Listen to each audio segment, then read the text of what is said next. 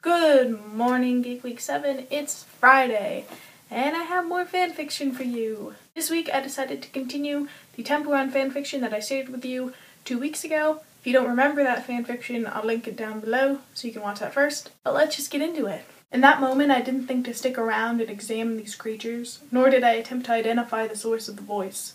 I simply ran. I ran harder and faster than I'd ever run in my life. Not even in my training sessions did I run like this. This type of running is reserved specifically for moments of sheer panic. The path leading from the temple was long and winding, with cracks and low-hanging branches in inconvenient places, and strangely, it seemed longer than it had coming in. I tried telling myself that I was being ridiculous, but somehow every turn kept me on the path, with the end nowhere in sight. With my mind wrapped up in this impracticality, my body finally slipped up. I tripped on the root of a tree, and the second I did, I could hear the monsters getting closer. They were right behind me. This was it.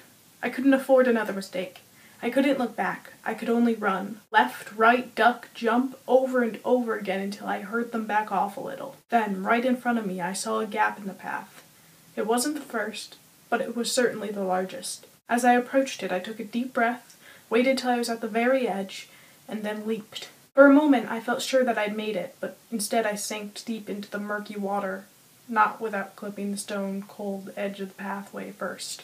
I expected pain, but it never came. Instead, when I opened my eyes, I was in a long, dark corridor. The walls were lined with ice blocks, a weird decor choice. It was only when I got closer that I realized there were humans in each block of ice, frozen for all eternity. Figures. Everyone dies their first run. It was the voice from earlier. Who are you? Where are you? I asked, scanning for the source of the noise. Down here, 3 blocks to the right. Cautiously, I walked over 3 blocks. At first I saw no one, just more ice. But then she spoke again. Up here. I looked up and realized she was the 4th ice block. Instinctively, I stepped back against the wall and tried to make sense of things. Don't worry. I couldn't hurt you even if I wanted to. She was right. Her body was still frozen. It was only her head that was conscious. Welcome to the Hall of Failures. What? I asked. At least that's what I call it. It's fitting, though. We all failed. It was then that I realized the full extent of the ice blocks. There were thousands of them.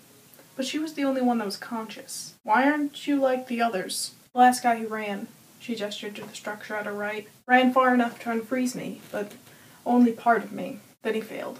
How does running unfreeze people? I don't really know the science of it, but basically the monsters want you to run. They treat this like a game. The further you run and the more you collect, the more people you set free. Collect.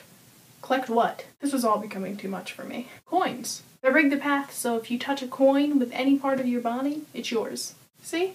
She gestured toward a scoreboard at the end of the hall. 252 it read. I hadn't even noticed the coins in the path. They're pretty greedy though. Thousands for one person. Okay, wait. If all they want is a game, why did they freeze everybody? We refused to run. Why? Everyone has the reasons, but mostly because at a certain point you realize that running is pointless and you just want to give up. Clearly there's more going on in this temple than I had thought. What was your name? Fox. Scarlet Fox. And that's my Temple Run fanfiction. I will see you guys next week. And Gianna, I don't know if you get a punishment or not because you were sick. I don't know if we're gonna let that go. I'll leave that for other people to discuss. Bye!